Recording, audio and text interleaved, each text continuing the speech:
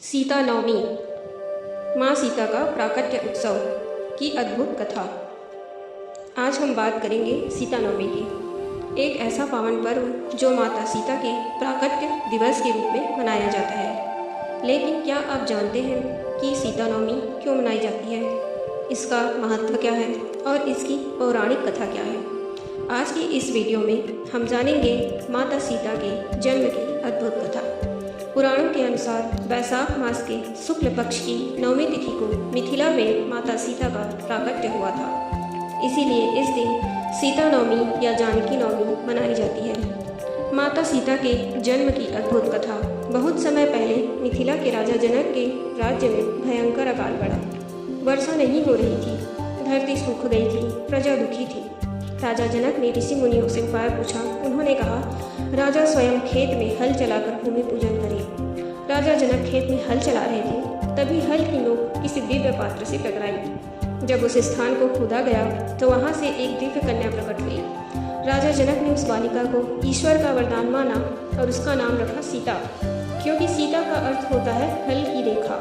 क्योंकि माता सीता धरती से प्रकट हुई थी, इसीलिए उन्हें भूमिजा, भूसुता, जानकी, वैदेही भी कहा जाता है। माता सीता कौन थी?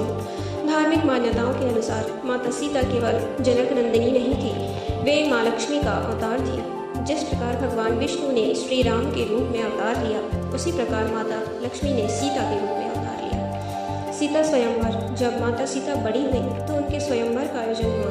सरस्वती जो भगवान शिव के दिव्य धनुष पिनाक को उठाकर प्रत्यंचा चढ़ाएगा, वही सीता से विवाह करेगा। अनेक राजा आए पर कोई सफल न हुआ। तब अयोध्या के राजकुमार श्री राम ने धनुष उठाया और प्रत्यंचा चढ़ाते ही धनुष टूट गया और इस प्रकार श्री राम और माता सीता का विवाह हुआ। सीता नवमी का महत्व। सीता नवमी केवल जन्मोत्सव नहीं, पतिव्रता धर्म, त्याग, धैर्य और शक्ति का उत्सव है।